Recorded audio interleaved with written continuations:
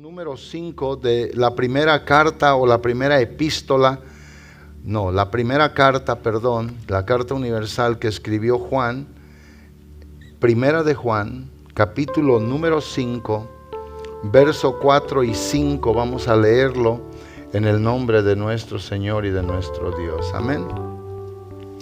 Primera de Juan, capítulo número 5, verso 4 y verso 5 solamente, ¿ok?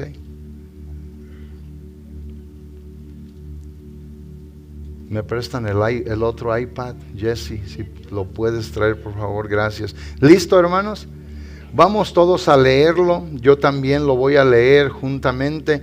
Vamos a darle lectura todos juntos en el nombre de nuestro Señor y de nuestro Salvador. Amén. Dice así la palabra de Dios, primera de Juan, capítulo 5, versos 4 y 5. Porque todo lo que es nacido de Dios vence al mundo. Y esta es la victoria que ha vencido al mundo, nuestra fe. El verso 5 dice: ¿quién es el que vence entonces al mundo, sino el que cree que Jesús es el Hijo de Dios? Amén. Vamos todos a orar en el nombre del Señor. Dios y Padre, venimos ante tu presencia, agradecido, Señor, con tu infinito amor y tu misericordia que has demostrado a nuestras vidas. Gracias por el privilegio de estar en esta casa de oración y de adoración a tu nombre, Señor. Hemos cantado, hemos exaltado, bendecido la grandeza de tu nombre. Hemos dado, Señor, mi Dios, también prueba de nuestra obediencia a través de nuestros diezmos y ofrendas delante de tu presencia. Y te agradecemos, Señor, por este privilegio. Ahora que hemos leído tu palabra de vida, Señor, háblanos a través de ella, a través de la gloria y el poder de tu glorioso Espíritu. Enséñanos con ella, Señor, mi Dios, instrúyenos, y que nosotros al salir de aquí seamos mucho mejor para alabanza de tu nombre. Amoroso Dios, en el nombre de Jesús de Nazaret, te damos muchas gracias. Amén y amén. Amén, hermanos, siéntense, por favor. Hoy en este día, el título de la predicación de esta tarde es simple y sencillamente la fe que vence al mundo. ¿Por qué nosotros hoy intitulamos un mensaje así con este título? Porque obviamente todo lo que es todo lo que constituye nuestra vida debe de estar obviamente puesto en lo que es la fe. La fe es aquella confianza, es aquella seguridad que una persona tiene de una cosa, de algo o sobre alguien. Eso es lo que es la fe. En este caso, todos nosotros tenemos fe en Dios nuestro Señor. Si nuestra fe no es una fe buena, genuina, si nuestra fe no es una fe pura, entonces nuestra fe no va a poder conseguir todo lo que Dios nuestro Señor ya ordenó desde el tiempo de la eternidad o el estado de la eternidad para que fuera de bendición a nuestras vidas. Mire, antes de entrar a lo que es mi mensaje, todos nosotros debemos de entender cosas primordiales que ya nos han pasado, que obviamente ya fueron hechas en virtud nuestra, que ya nuestra vida por eso ahora está parada por causa del Señor Jesucristo en el pedestal del triunfo y de la victoria. Nosotros solamente tenemos que creerle a Dios, gracias hermano, todo lo que Él ya nos ha hecho y lo que nos ha dado, el recurso que Dios nos ha dejado. Mire, como por ejemplo, si nosotros entendemos lo que la Biblia dice en el capítulo 16 de San Juan y en el verso número 33, estas palabras deben de ser un aliciente. ¿Para qué? Para que nuestra vida siga adelante, para que nuestra vida cada momento se fortalezca. ¿Por qué? Porque el Señor Jesucristo les dice a sus discípulos antes de ir obviamente a la cruz estas palabras. Dice: estas cosas yo os he hablado, escuche bien. ¿Para qué? Para que en mí tengáis paz. O sea, para que en mí tengas serenidad, tranquilidad. Todas esas cosas que el Señor anteriormente ya les había Él dicho a ellos, debían de ser el calibrador en sus vidas para no volverse afanosos, para no estar ansiosos, para no estar con esa mortificación. Y el Señor por eso les dice: estas cosas os he hablado para que en mí tengáis paz. Y luego dice, en el mundo, este es el contraste, en el mundo tendréis aflicción, pero creed en mí, confiad en mí, yo he vencido al mundo. ¿A qué se estaba refiriendo el Señor Jesús con esto?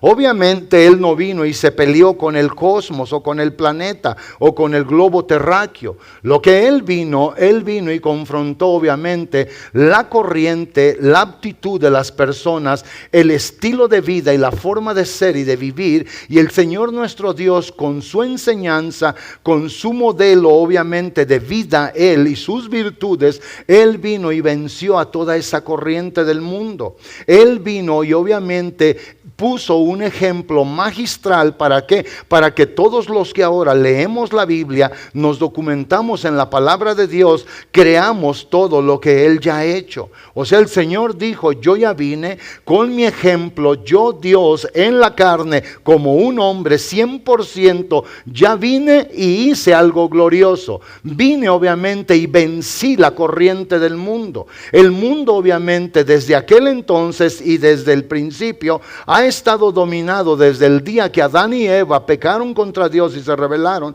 obviamente por el diablo. El diablo es el que gobierna en el mundo o gobernaba en el mundo. El Señor nuestro Dios viene y también le quita a él todo su poder y su autoridad. ¿Para qué? Para que ahora los que podemos creer en Él no estemos sujetos a ese yugo de inmundicia y de maldad. O sea que los tres enemigos peores o más grandes del mundo o de nuestra vida, más bien dicho, lo que es el mundo, el diablo y nosotros mismos, Dios nuestro Señor ya nos conquistó. Nosotros debemos de creerlo. El Señor Jesucristo le dice, estas cosas os he hablado para que en mí tengáis paz. En el mundo tendréis aflicción, pero creer, confiad en mí, yo he vencido al mundo. O sea, Él con su ejemplo, Él obviamente con todo lo que vino a hacer, mostró que sí se podía vivir para agradar a Dios. Eso fue lo que el Señor hizo. Y por eso en Primera de Juan, capítulo número 3 y verso número 8, también el Señor Jesucristo fue obviamente el autor intelectual de venir y de deshacer todas las obras del diablo. Por eso Juan mismo escribe y dice, el que practica el pecado es del diablo, porque el diablo peca desde el principio. Pero escuche lo que dice, para esto apareció el Hijo de Dios. ¿Para qué? Para deshacer las obras del diablo. El Señor nuestro Dios, desde el momento que Él comenzó a predicar en su ministerio terrenal, comenzó obviamente a hacerle a todas las obras del diablo hacia atrás, a destruirlas todas, a darle a entender a las personas que sí se puede vivir para agradar a Dios. Y que cuando nosotros tenemos el recurso de Dios, nuestra vida debe de ser una vida que debe de estar parada obviamente en el pedestal de la victoria. Porque la victoria ya la consiguió el Señor. La victoria ya es nuestra. Desde antes que nosotros, esta generación que está viva ahora, hubiese nacido, el Señor nuestro Dios ya había conquistado desde aquel día hace más de 2000 años. Y todo este tiempo ha trascendido la victoria a través del tiempo y de la edad, de los siglos o de los años o de los milenios, para todo aquel que puede creer. Ahora, creer en Dios no es solamente ser guiado por un sentimiento. Donde quiera en todo el mundo hay millones y billones de personas que creen en Dios solamente a través de sentimientos. Pero hay quien cree en Dios a través de una convicción personal, porque el que cree en Dios le cree a Él para obedecerlo, para seguir su ejemplo y vivir como Él obviamente estuvo aquí. Y esa es la diferencia de creer en Dios, porque usted puede llegar a su casa y tal vez familiares suyos están creyendo en Dios, pero no obedecen a Dios. Gente de su propio barrio puede decirle a usted que cree en Dios a través de emociones. Recuerdo que hace mucho tiempo hice yo un estudio para el grupo de las células y le puse: a Dios le gusta obviamente la fe, no los sentimientos. Dios lo que miró en aquella mujer cananea cuando iba detrás de él gritando, Señor, ten misericordia de mí, sana a mi hija, y el Señor seguía caminando. Aquella historia cuando los discípulos se molestaron y le dijeron, Señor, hazle caso, despídela, atiéndela, ya nos fastidió.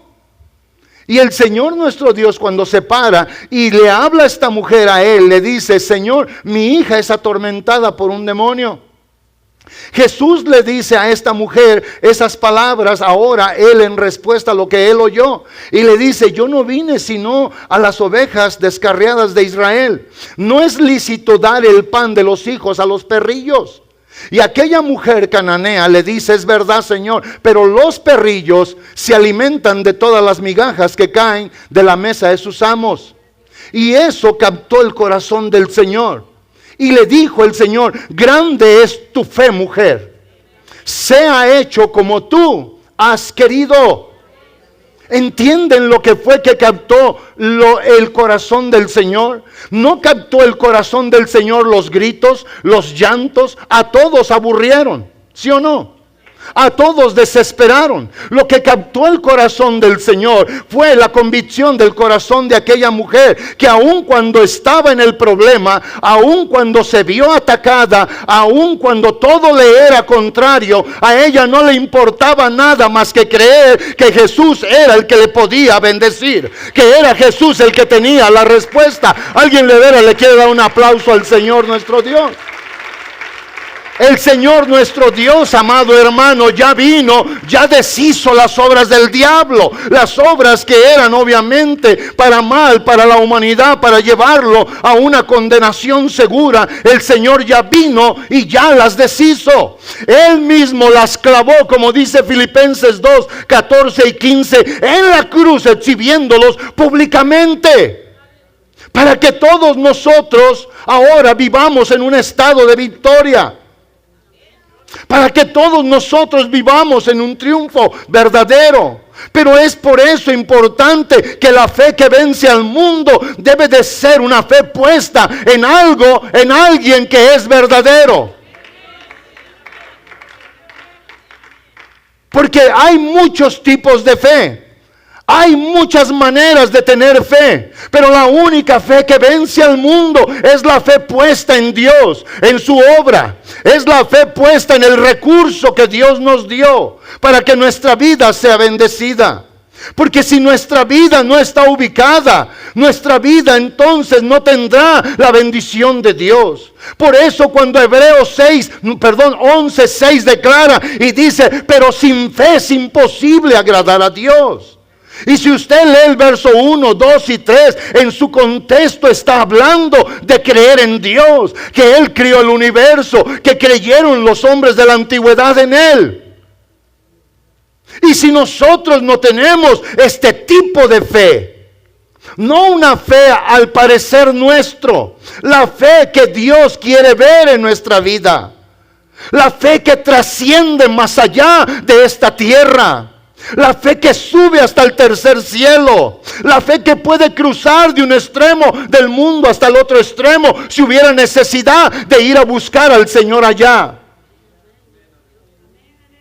Esa es la fe que vence. Esa es la fe que tiene recompensa. Esa es la fe que da garantía. Esa es la fe que hace al hombre y a la mujer, hijo o hija de Dios, vivir cada paso en victoria. Porque es imposible agradar a Dios sin fe. Por eso es necesario que aquel que se acerca, es lo que dice la palabra, que se acerca a Dios, crea que le hay. Que aunque no lo ve ni lo puede palpar, asegure con todo su entendimiento que Dios es real. Y que no porque no lo vemos, no porque no lo palpamos, haya en nosotros una pizca de duda de que Él no puede ser real. Él es real y aunque no lo vea yo completamente en esta vida de una manera física, creo que Él existe. Aunque no lo pueda palpar, creo que Él existe. Y esa es la fe que Dios bendice. Esa es la fe que Dios premia. Esa es la fe que Dios recompensa. Por eso el libro santo nos dice que todo aquel que le cree que le hay y que Él es galardonador de los que le buscan, de los que se acercan a Él, de los que están cerca con Él. Ahora Dios nuestro Señor, el que ya venció al mundo y la corriente del mundo, la actitud y el estilo de vida de la gente en el mundo, Él no quiere que nosotros volvamos al estilo viejo, a las actitudes viejas cuando antes no éramos de Él. Él por eso nos rescató, Él por eso nos libró, Él por eso hizo esta magna obra en nuestra vida que nadie jamás no la pudo haber ni siquiera ofrecido, mucho menos habernosla dado. La vida nuestra tiene ahora salvación sin precedentes. La vida nuestra está bendecida en gran manera.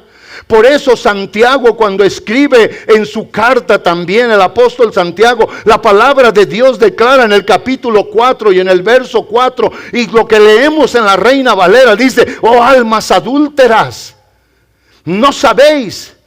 Y lo que la Biblia de la versión de la lengua actual dice: ustedes verdaderamente no creen en Dios. Eso es lo que dice.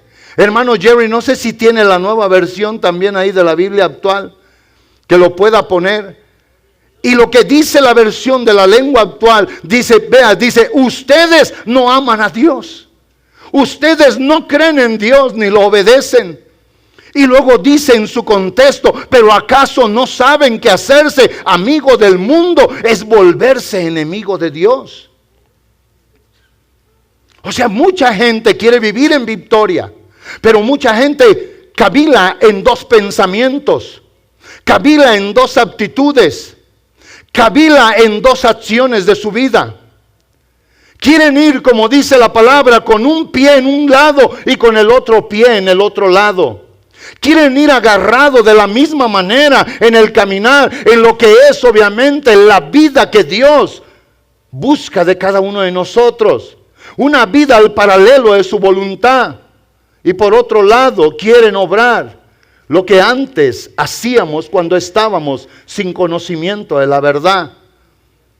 Y esto que dice Santiago es algo que es real hoy también. Esto pasa en las iglesias. En todo el mundo hay personas que tienen todavía una actitud doble, como una doble moral, una simple doble vida.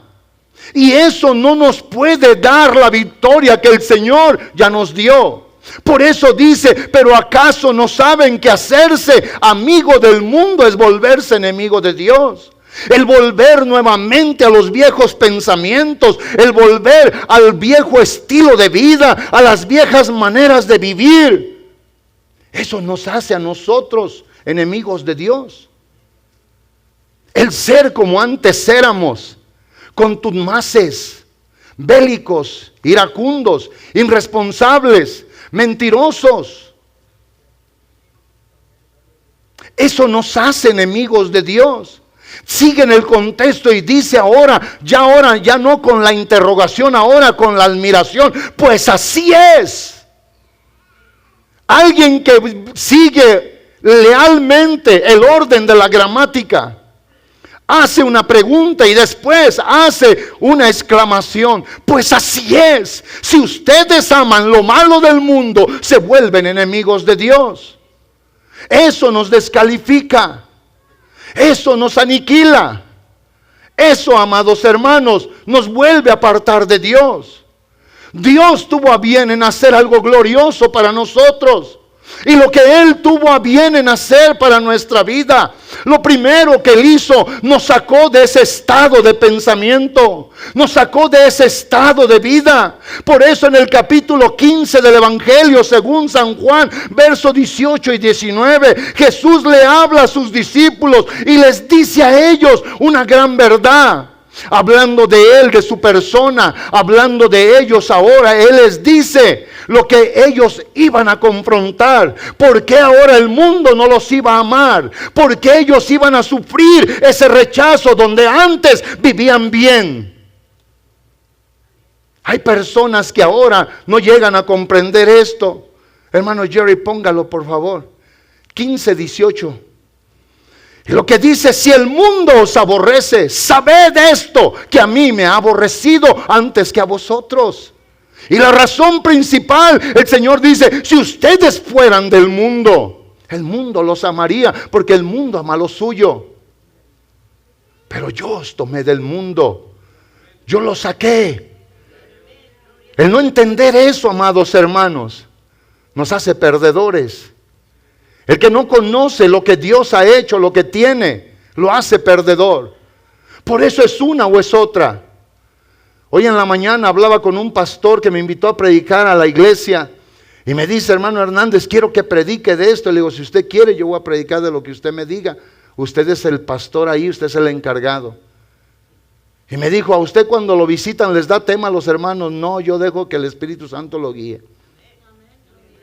Por eso cada vez que viene alguien, usted sale bien bendecido. Pero esto que dice el Señor: si fueras del mundo, el mundo amaría lo suyo. Pero porque no sois del mundo, porque no sois de esa vieja corriente, porque no sois ya de ese viejo pensamiento, porque no sois más de ese estilo de vida, porque no sois más de esto, el Señor dice: entonces este mundo ahora los aborrece, porque yo los elegí, yo los tomé del mundo. ¿Sí o no? O sea, amar nuevamente esto, amados hermanos. El Señor a todos los que nos dio sanidad en cuanto a vicios y adicciones, y creemos que nomás por eso la gente se debe de hacer cristiana, o era borracho, o era marihuano. No, algunos de ustedes no eran ni borrachos ni marihuanos, pero eran mentirosos. Otros ladrones. Otros pudieron haber sido adúlteros. Otros vivir en ira, en celos amargos. Y creemos que nomás el único que era bien pecador era el borracho y el marihuano y el ratero de pilón. El simple y sencillamente el ser un idólatra, el ser una persona falto de fe. Un día mi esposa, queriendo ayudar a una persona, esta persona le dice a mi esposa: mire, yo no hago esto, no hago esto, no hago esto, no hago el otro, no hago esto, y no hago el otro, y no hago el otro, y esto y lo otro. Y mi esposa la oyó y le dijo un sinfín de cosas.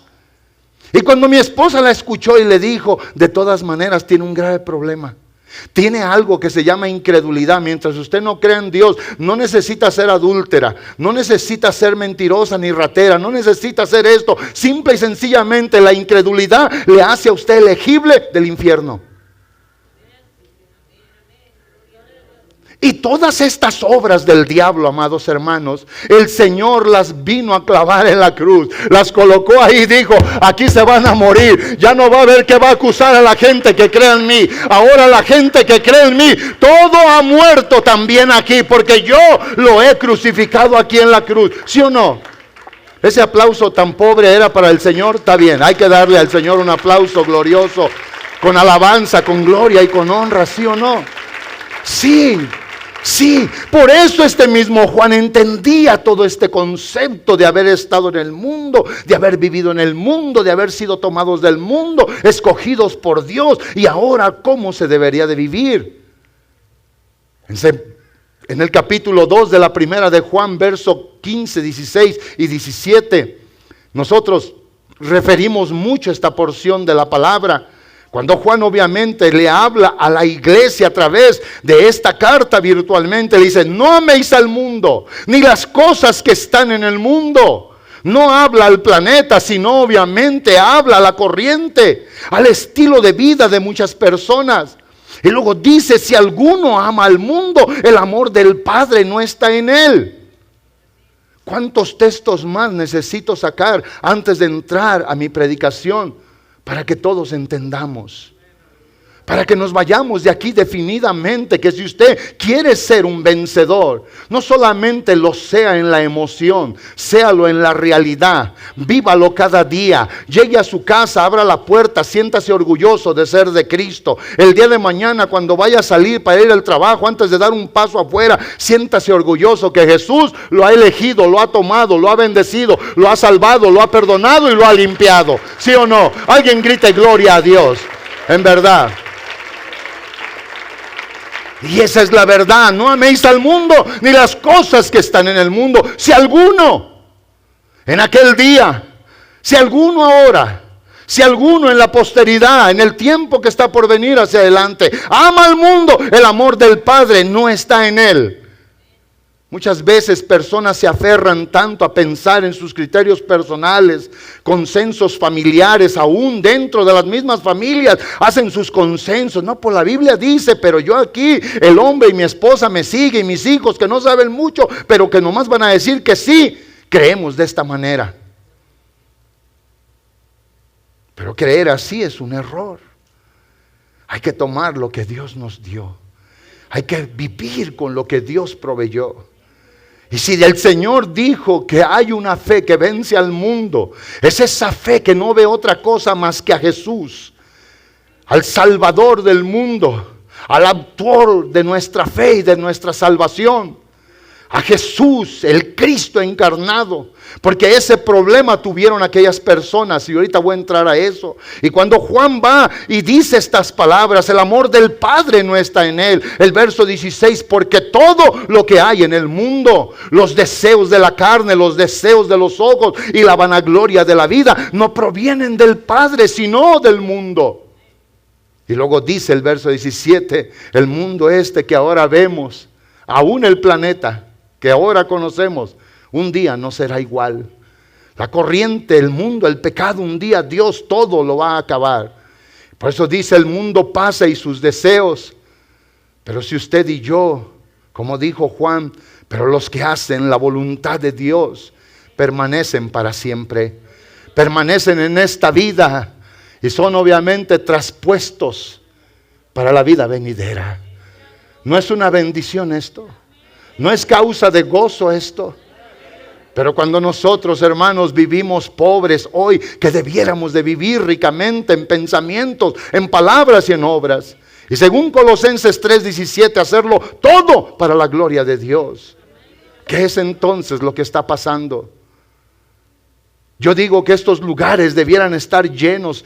Mire, sálgase y vaya a cualquier casa llena, atestadas de problemas, gente aún de la iglesia con problemas, pero es más grande el orgullo que la verdad de Dios. Es más grande la mentira en ellos que la realidad de Dios. Vaya, yo estuve allá hace 20 y tantos años. Yo supe cómo violar y cómo obviamente infringir el sistema. Me enseñé a través, obviamente, de acciones cuando yo tenía una doble vida allá. ¿Por qué? Porque vivían unos días en buena moral y otros días hacía lo que quería. Y pude camuflajearme en medio de las personas. Pude obviamente vivir de apariencias. A la gente todo le hacía, todo está bien, cuando por dentro, como le dijo Jesús ahí en Mateo 24 a los escribas y fariseos, ustedes son unas tumbas blanqueadas, solo por afuera están blancos, pero por dentro es solamente pudrición y carcoma. Esto no nos puede pasar, iglesia. Hacer mínimo el sacrificio del Señor, la obra de redención de nuestro Dios, el regalo de la salvación y la vida que Él nos ha dado. Como prediqué el domingo, lo que no merecíamos, solo por amor y por misericordia, porque nuestro Dios es grande en amor y en misericordia. Él es muy bueno, la bondad de Dios nos persigue. Él sabía que si Él se quedaba lejos de nuestra vida, conocía nuestra condición, que somos polvo, como una flor del campo que nace, crece y luego desaparece y no vuelve a ser más. Pero Dios tuvo misericordia. Yo en veces me pongo a pensar y digo, Señor, no te voy a preguntar qué miraste en mí. Yo ya sé, miraste, Señor, miseria, miraste tristeza, sufrimiento y dolor. Yo no sé usted qué pueda decir de su vida, pero yo le digo esto al Señor, no te voy a preguntar qué miraste en mí, sino una gran calamidad, una gran necesidad de ti, y que tú sabías que sin ti yo nada podía hacer, Dios mío. Y el Señor nos ha dado victoria. Él conquistó una victoria que nunca nadie la igualará, que nunca esto volverá a pasar en nuestras vidas.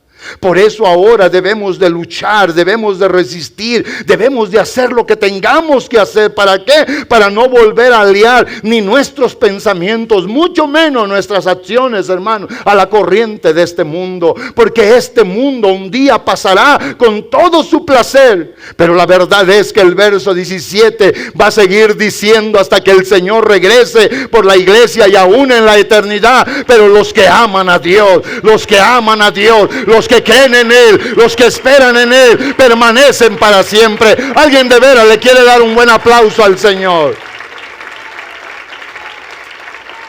Y esa es la verdad. Cuando nosotros obviamente nos damos cuenta de esto, al leer la palabra de Dios, entendemos que en aquellos días había personas que solamente visualizaban a Jesús como un buen hombre, pero no pudieron visualizar a Jesús como la encarnación del Verbo eterno, Dios manifestado en carne. No lo pudieron ver. Como dice la palabra de Dios en 1 Timoteo 3:16. Porque sin contradicción, no sin discusión, no hay nada de eso. E indiscutiblemente grande es el misterio de la piedad de Dios. Y luego declara, Dios fue manifestado en carne. ¿Cómo? En Jesús, en el Cristo que vino a este mundo. A dar esperanza, el ungido, el Salvador, para dar apertura de bendición y de libertad. Él vino a hacer todo esto. Por eso Juan en 1 Juan 5:20, ese texto a mí me encanta. Porque Juan refiere y dice, amados, amados, y luego vuelve a hablar del Señor Jesús. Y declara, pero sabemos que el Hijo de Dios ha venido y nos ha dado entendimiento. Hay otras versiones de la Biblia, dice, y nos ha dado capacidad intelectual. O sea, entendimiento. ¿Para qué? ¿Para qué nos dio entendimiento?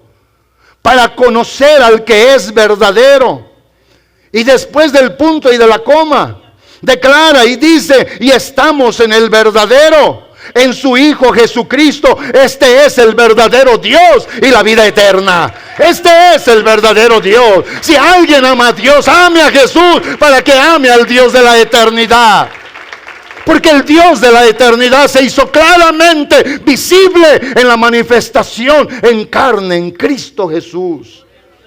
Estaba Dios en Cristo, dice el verso 19 de la segunda a los Corintios 5. Dios estaba en Cristo, en ese cuerpo humano, en ese velo de carne estaba el Espíritu Eterno reconciliando al mundo consigo mismo, no tomándoles en cuenta sus pecados. Y Él nos dio a nosotros ahora, nos encargó el ministerio de la reconciliación. Y la gente de aquellos días tenía problema porque ellos no podían creer en el Jesús divino, solamente miraban al Jesús humano, a un buen maestro, a una buena persona. Pero sabe una cosa, si el Señor, el Dios Todopoderoso, hubiese visto a una persona aquí en el mundo capaz de poder llevar el pecado de la humanidad, Él no hubiera venido. Él se lo hubiera encargado a alguien más. Por eso Juan el Bautista, cuando estaba obviamente bautizando en el río Jordán, en el capítulo 1 y el verso 29 del Evangelio de Juan, él al ver a Jesús venir por las riberas del Jordán, él exclamó con grande voz y dijo, he aquí el Cordero de Dios que quita el pecado del mundo. No solamente el de un individuo, no el de una etnia como los judíos, sino de todo el mundo y por todas las generaciones en esta dispensación. Alguien alabe al Señor, amado hermano. Y eso es lo que vence al mundo, la fe en Él, en creer en Él, que Dios ha hecho esta obra tan gloriosa.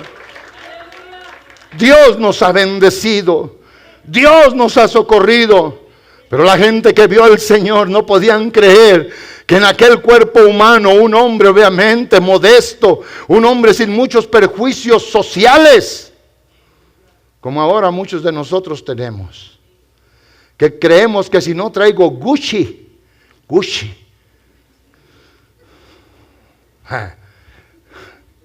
¿para qué me meto ahí mejor, verdad? Creemos que no somos nada. Pero tenemos que entender que si no traemos a Cristo, es cuando no tenemos nada. Es cuando no valemos nada. Es cuando no hay nada. Y dije así como un niño popi chiga, Gushi. Gushi. Parece estornudo de mujer rica, Gushi. Qué increíble. Deje vuelvo mejor a lo que es bueno. Jesús nuestro Señor, al llamar a las personas en aquel tiempo como ahora nosotros, Él nunca dijo que esto sería fácil. Él nunca dijo que su cruz obviamente sería una cruz que no pesaría. Él nunca dijo nada de eso. Pero lo que el Señor obviamente sí aseguró en Mateo 11:30, Él aseguró que el yugo con Él es liviano y suave para poder llevar. Y aún así, cuando a uno se le haga pesado el yugo, en verdad, el Señor nuestro Dios ha prometido nunca dejarnos, siempre estar con nosotros, siempre ayudarnos, siempre socorrernos. O sea que si alguien verdaderamente quiere vivir una vida paso a paso, en victoria, solamente tiene que creer que el Señor está allí junto a él. Nunca voy a olvidar la primera vez que prediqué el capítulo 11 de la carta a los Hebreos. Cuando llego al capítulo 11 comencé a decirle a la gente en el verso 25, comencé a hablar de Moisés, hablaba de Moisés, y cuando estuve haciendo todas estas cosas, amados hermanos, llegué obviamente a la parte donde la Biblia nos enseña a nosotros que obviamente, o era 37, hermano Jerry, ya no me acuerdo. Déjenme acuerdo. Voy a ir a Moisés. Y cuando habla en el verso 35, más bien dicho, no, es el 25, hermano Jerry. Usted me póngame el 25. Ahí. Escogiendo antes, ese dije yo primero, ¿no? Por eso se me fue la onda. Porque usted me lo cambió. Hablando de Moisés, dice que escogiendo él antes ser maltratado en el pueblo de Dios, dice que de gozar de los deleites temporales del pecado. O sea, un día Moisés tuvo que hacer una decisión en su vida. Y la decisión era, como estuve predicando el viernes en la vigilia de las mujeres, obviamente, la Biblia dice en Hechos 7, verso 21 y 22, que este Moisés, habiendo sido rescatado del Nilo, tomado en los brazos por la hija de Faraón y lo tomó como su propio hijo, dice el verso 22 que Moisés fue instruido en toda la sabiduría de los egipcios. Y por eso Moisés era un hombre poderoso en palabras y en obras. Pero ahora vemos al escritor de el libro de los Hebreos, ya no ahora Lucas en el libro de los Hechos, ahora el escritor del libro de los Hebreos, y dice claramente donde estábamos ahí en el texto, en el 25, que un día Moisés, él escogió ser maltratado, dice, con el pueblo de Dios, que gozar de los deleites temporales del pecado, o sea, del mal, de la riqueza. Dice el verso número 26, y voy a ir hasta el 27, dice, teniendo por mayores riquezas, escuche bien, por mayores riquezas, el vituperio de Cristo, lo que es el sufrimiento, el mal del Señor por ser del Señor. O sea, el creer en el Señor nos va a traer vituperio de nuestra familia, de nuestros amigos, de la gente que nos conoce, del mundo que no conoce al Señor. Hoy aquí no hay persecución todavía. Hoy viene usted y se sienta, no hay nadie que le haya impedido allá afuera, no hay nadie que le jala la corbata, lo jala de la ropa, le rompe la Biblia, le pegan en la cara, nadie todavía. Y aún así mucha gente no viene a la iglesia. Pero mucha gente cuando venga la persecución aquí va a querer estar diario, se los aseguro. Y esto no trabaja así. Esto que dice el escritor, dice que este hombre Moisés, él tenía por mayor riqueza, oiga bien, por mayor riqueza el vituperio de Cristo que los tesoros temporales de los egipcios. Y lo dice, porque tenía puesta su mirada en el galardón. ¿En cuál galardón? ¿En cuál premio? Obviamente en el de Dios.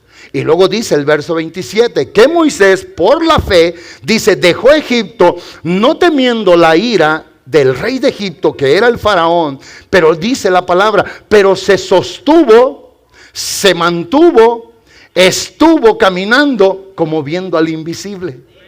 Qué tremendo, ¿verdad? Y eso es fe, amados hermanos. Eso es fe. Eso era lo que yo decía. Hay gente que dice que ha visto a Jesús. Literalmente, yo no lo he visto, sino a través de esta palabra. Si alguna vez he tenido alguna visión, no ha sido muy claro lo que he visto.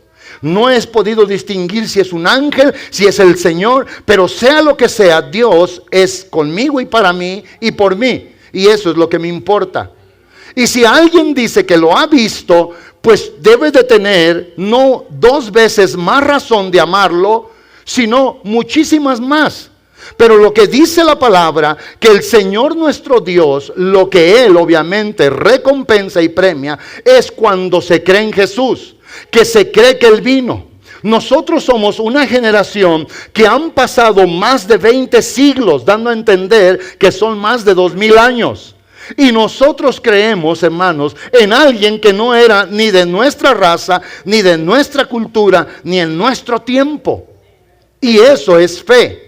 Creer en Él, creer que Él murió por usted, creer que Él resucitó, creer que Él está en el cielo, creer que Él va a venir, creer que Él hizo esta obra gloriosa. Eso es lo que vence al mundo. Eso es lo que no nos puede volver a atrapar el Señor nuestro Dios. Pero hoy requiere que nosotros, como Moisés, caminemos cada día de nuestra vida amando al Señor, sirviendo al Señor, viviendo para Él y para la alabanza de su nombre, creyendo que aunque no lo vemos, Él va a la par nuestra. Él está ahí con nosotros. Su mano poderosa está cerca de nosotros. ¿Para qué? Para que si el yugo obviamente que pues llevamos nuevamente con Él, como dice 11:30 de Mateo, aunque el Señor dijo que es fácil y ligero, pero si alguien pudiera decir: Señor, qué pesada es la vida cristiana, Señor, qué pesado es andar contigo, Señor, el vituperio que me dan los compañeros de trabajo, Señor, el vituperio que me da mi propia familia, Señor, el vituperio que me da el mundo. Yo quiero que sepa usted que el Señor nuestro Dios nunca está lejos de nosotros. Él estará allí, Él estará por nosotros. Nuestra carga, si comienza a ser pesada, siempre podemos confiar que Cristo nuestro Señor está allí para ayudarnos. Él no va a abandonar lo que un día comenzó a hacer en nuestra vida. No dejará su obra. Yo soy una obra personal. Usted es una obra personal. Por eso el apóstol Pablo en Filipenses 1:6 dice: yo estoy persuadido de esto, plenamente convencido del que comenzó en ustedes la buena obra, no la abandonará hasta el día que regrese Jesucristo. ¿No es eso una seguridad? ¿No es eso una bendición? ¿No es esto una razón para decir: Señor, no tengo razón para sentarme, no tengo razón para quejarme, no tengo razón para la inmovilidad? Señor, tú me das más de 1000 razones para continuar adelante, para seguir adelante. El pensamiento de Juan como el escritor es un pensamiento de un vencedor. Es un pensamiento de uno que conocía verdaderamente la obra del Señor. Y nosotros hoy, aunque estamos, hermanos, lejos de esa época, de ese tiempo, pero el Señor nuestro Dios es el mismo. La salvación sigue siendo la misma. El don sigue siendo el mismo. Hebreos 13:8 nos declara: Jesucristo, el que hace 2000 años o más, el que hace 5000 años o más, Jesucristo, el que vino desde la eternidad, hoy Él es el mismo. Él es el mismo del ayer. Él será el mismo del mañana, amado hermano. Jesucristo es el mismo, el de ayer, el de hoy y para siempre. Su obra permanece con nosotros. Alguien de veras alaba al Señor por esto. O sea que en este lugar somos más que vencedores. Pero lo que vence al mundo es nuestra fe. En el momento en que dejemos de creer en Él, en el momento en que creamos en Él como nosotros solamente creemos, nos vamos a equivocar.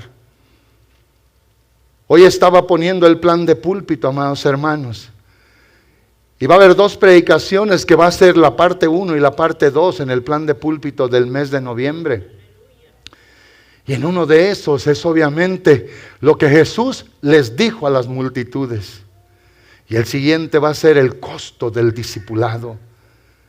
Y en eso tenemos que nosotros remitir nuestra mente, corazón, conciencia, alma, espíritu, todo, y decir: Señor, esto es lo que tú quieres. No es como yo pienso, es como tú quieres. No es como yo quiero, es como tú quieres. No es, Dios mío, de otra manera. La fe que vence al mundo es esa fe que no fluctúa. Es esa fe que no mengua.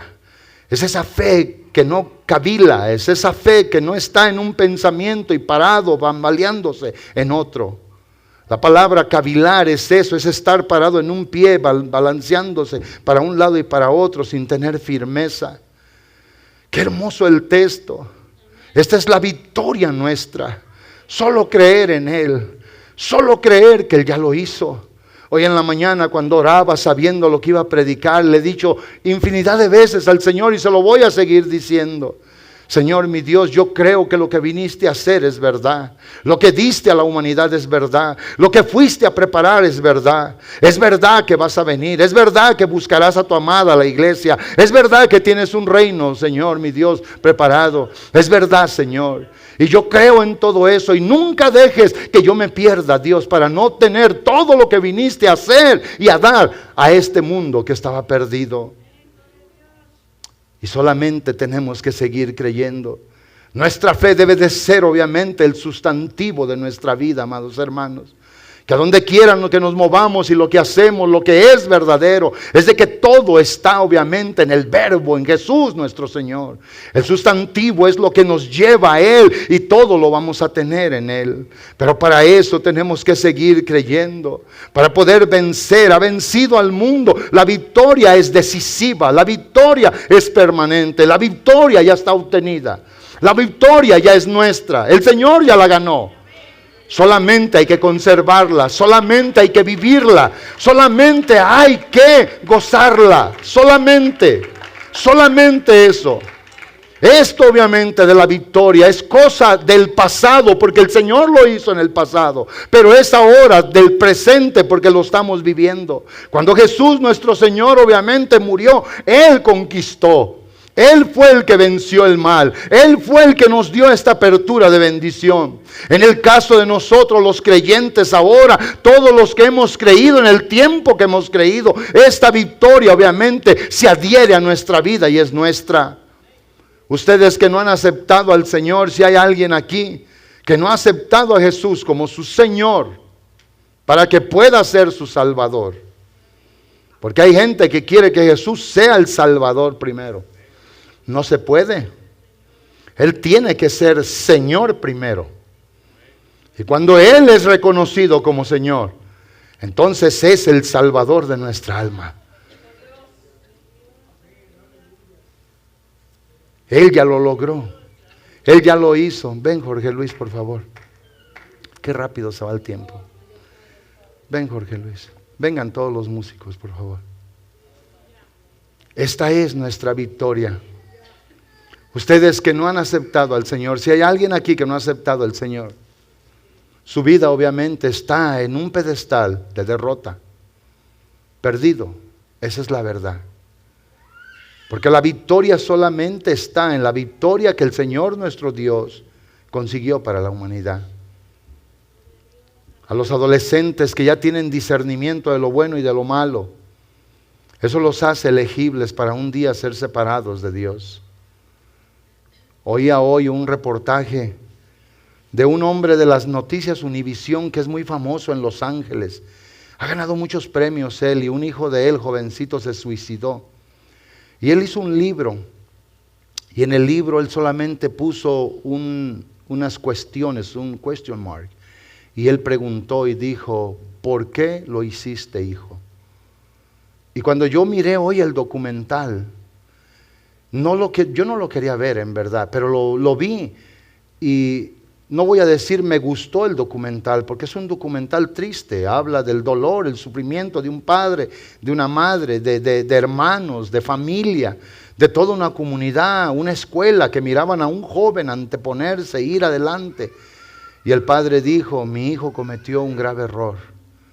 Y lo que él decía en su documental, en su entrevista que le hicieron en el canal de Univisión, dice, mi hijo prácticamente lo tenía todo en esta casa. Y dijo este hombre, y por eso lo refiero, hermanos, y se lo iba a enseñar a mi esposa, pero ella estaba ocupada haciendo algo. Y le iba a decir, mira, voy a usar esto en la prédica, al final lo voy a usar. Y este hombre, hermano, este hombre, llorando dice, no entiendo yo por qué mi hijo lo hizo. Mi hijo lo tenía todo en casa, lo repitió varias veces. Y la que lo estaba entrevistando, esa mujer que sale en Univisión, no sé cómo se llama, sale con Pamela Silva, a un lado la otra, esa no sé cómo se llama. Ella le dice: explícanos, ¿por qué tú dices que tu hijo lo tenía todo? ¿Y saben con qué comenzó él a decir que su hijo lo tenía todo? Y yo lo iba a sacar hace rato, dije, lo voy a poner, se lo voy a dar al hermano Jerry que lo ponga el documental. Pero dura como 15 minutos o más. Dije, se va a llevar el tiempo de la predicación. Si así, mire, voy corriendo y el tiempo ya se nos fue. Y eso es lo malo, que ya estamos bien metidos en la cabeza, que el culto tiene que ser de 2 horas. Tuviéramos en guerra, yo seguro que quisiéramos cultos de días y de semanas. Aquí ninguno se duerme. Pero así es esto. Y no le voy a pedir al Señor, Señor, danos pruebas, solas van a venir. En su tiempo, en su momento. Mejor le voy a decir, hoy póngase firme y fuerte, para que cuando venga lo malo, usted esté bien parado, bien armado. Como dice el verso 12 de Efesios 6.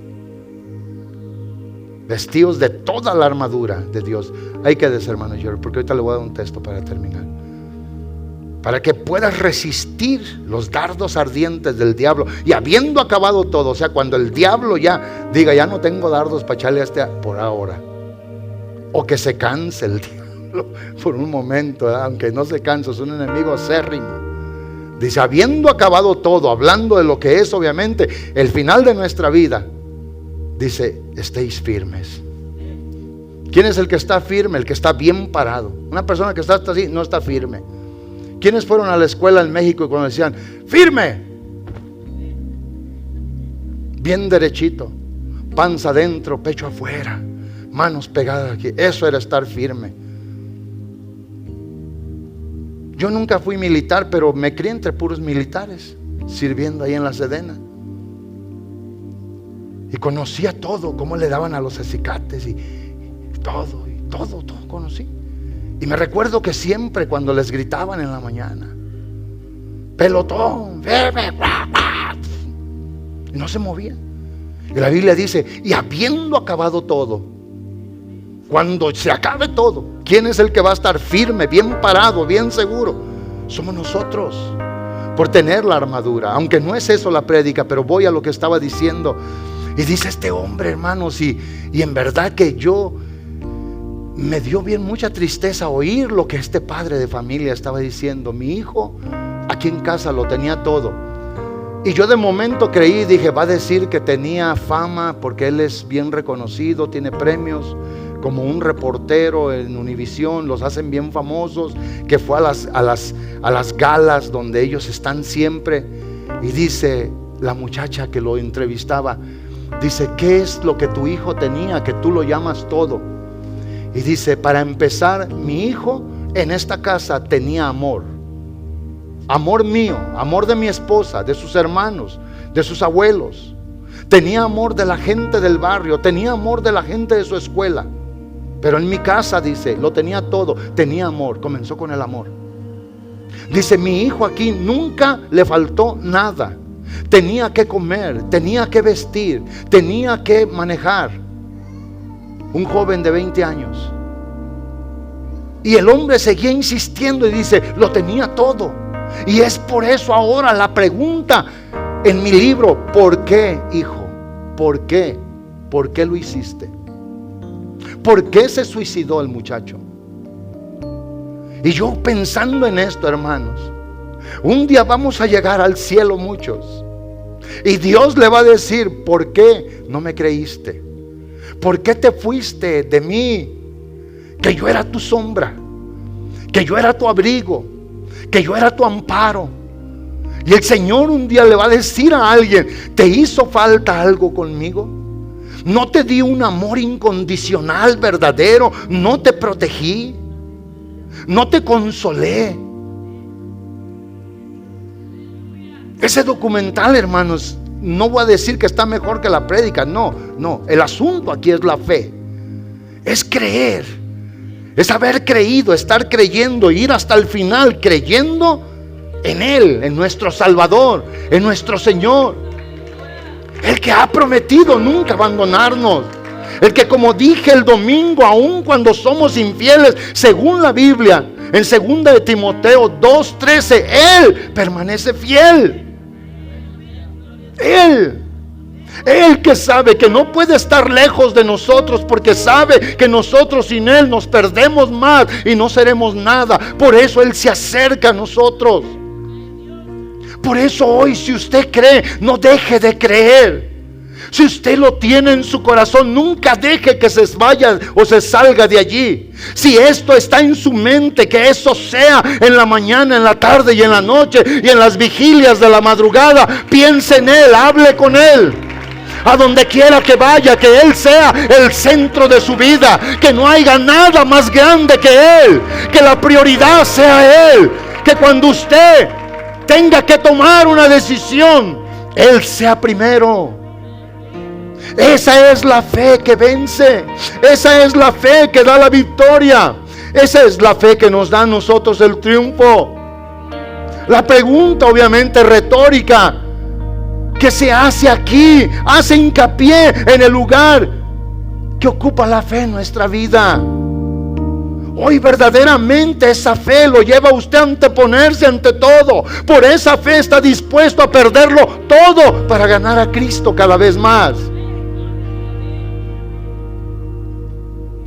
Porque hay veces que un solo trabajo es suficiente para apartarnos. El dinero que no vale nada. Personas de influencia en nuestra vida las preferimos en ocasiones más que al verdadero Señor y Dios. Esa es la fe de la que está hablando. Una fe que cuando es expuesta, vivida, hermanos, alumbra, invita, testifica en verdad. Imagínense qué testimonio de alguien cuando está en el trabajo. Oye, ¿y tú eres cristiano? Sí, pero en veces allá veo a fulana que dice que va a la misma iglesia, o a sutano, y tú te veo aquí en tu casa echándole agua al pasto. Y yo no digo que no riegue el pasto. O te veo en la laundry con las canastas de ropa, como si ese fuera el único día que se puede hacer. O en la tienda con el carrito en Walmart. Bueno, no, Samson, ay, no más. Sam's Store. A mí cuando alguien me quiere testificar eso, yo no lo acepto. Una persona vulnerable, imperfecta, hermanos, limitada, se me hace duro eso. Qué bueno que el Señor es bueno. Qué bueno que Él es santo. Pero Él quiere que nosotros tengamos una fe bien definida. Que vivamos de la manera como a Él le agrada. Que observemos verdaderamente el énfasis que se hace aquí. Ha vencido al mundo nuestra fe. Si creemos que Jesús es el Hijo de Dios, que es el Cristo, que vino Dios a buscarnos en Jesús para sacarnos de la ruina espiritual, para darnos esperanza, para llevarnos con Él al cielo, para darnos esa apertura de bendición y de salvación. Y para esto, amados hermanos, se requiere abnegación. Se requiere el negarse a uno mismo para decirle al Señor sí a todo lo que tú digas. Hoy hay muchos de nuestros jóvenes que solo tienen un título. Hermanos, gente que conoció de primera mano el amor, el perdón y la misericordia de Dios. Tal como dije yo el domingo, si ninguno de ustedes sintió el perdón de mis pecados, eso no me debe de interesar mucho a mí. Y si yo no sentí el perdón de sus pecados, no me debe de interesar mucho a mí. Pero lo que le debe de interesar a usted y lo que me debe de interesar a mí es el momento cuando Él nos encontró, cuando Él extendió sus manos y nos tomó, el momento que Él sacudió la inmundicia, el pecado y la maldad, el momento en que nos hizo libres de las garras del enemigo, el momento en que nos dio nueva vida de entre los muertos, que nos sacó de la oscuridad y nos trajo a su poderosa luz admirable. El momento en que Él, obviamente, hermanos, le dijo al diablo: este no está más en tu dominio, este ahora es mío. Ahora hay un poder grande que está con Él y para Él. Ahora hay un amor que lo cubre. Ahora hay un perdón que lo justifica. ¿Alguien me entiende en esto? Y cuando nosotros nos negamos a nosotros mismos y vivimos en ese amor abnegado, nuestra fe entonces va a ser una fe buena, verdadera. Es la fe que causa la victoria. Es la fe que causa que nosotros tengamos esperanza. Es la fe, es la fe. Hoy estoy aquí no solamente por lo que Él me puede dar, estoy aquí por lo que Él es y lo que yo vine a hacer por Él y para Él. Adorarlo, a bendecirlo, y Él, que es fuente de amor y de misericordia, Él me va a bendecir, Él me va a alentar, me va a fortalecer, me va a socorrer, me va a ayudar. Esa es esta fe, hermanos, insisto, la fe que causa la victoria, el medio que Dios nos dejó, el instrumento para seguir en esta victoria, seguir creyendo en Él. Esta es nuestra armadura espiritual. Esto es lo que nos ayuda a vencer al mundo y su corriente. Esto es lo que el enemigo nunca va a poder traspasar. En 1 de Juan 5, 18 y 19, el apóstol Juan declara estas palabras, y esto es bien importante que nosotros lo entendamos. ¿Y qué es lo que dice? Habla del que es nacido de Dios, y dice: sabemos que todo aquel que ha nacido de Dios no practica el pecado, pues aquel que fue engendrado por Dios le guarda y el maligno no le toca. O sea, Dios nos guarda, y eso dice la Biblia. Y todos lo tenemos que creer, y el maligno no nos toca. Cuando nos alejamos del pecado. Y Juan dice, el verso 19, sabemos que somos de Dios. Usted sabe que es de Dios. Tiene que saber que el que es de Dios, tiene que saber que el mundo entero está bajo el poder del maligno. Aunque no lo ven, aunque no los ataca así de manera obviamente visible, pero está arruinando sus vidas. Así también nuestra vida está siendo bendecida y prosperada por el Dios de nuestra salvación. Y esta es la fe. En esta fe, hermanos, y por esta fe es que nosotros debemos de aferrarnos a nuestro Señor Jesús, a nuestro Cristo. Despreciar todo lo que el mundo nos puede ofrecer, temporal y pasajero. El resistir al mundo para que no nos vuelva a atrapar. Con esto voy a terminar. Dos textos, hermano Jerry. Gálatas 2:20 y luego 6:14, hermano Jerry.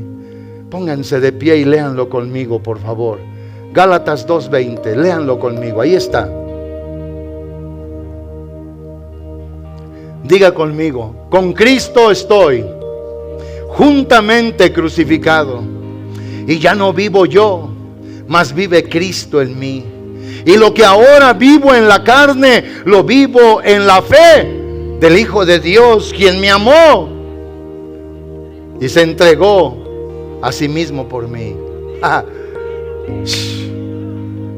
Y el verso 14 del capítulo 6 declara el apóstol Pablo: pero lejos esté de mí gloriarme sino en la cruz de nuestro Señor Jesucristo, porque en el mundo me es crucificado a mí y yo al mundo. Una persona que puede vivir así, que sabe que su fe es por el Señor, por el amor que le dio, por lo que hizo por él, y el mundo está crucificado para él y él para el mundo, es alguien que no perderá la bendición del Señor. Habrá alguien que quiera venir al altar hoy en esta noche y con una gran gratitud decirle a Dios: Señor, gracias por haberme amado, gracias por haberme dado la victoria, gracias porque hoy sigo creyendo en ti y sigo, Señor, parado en el pedestal del triunfo.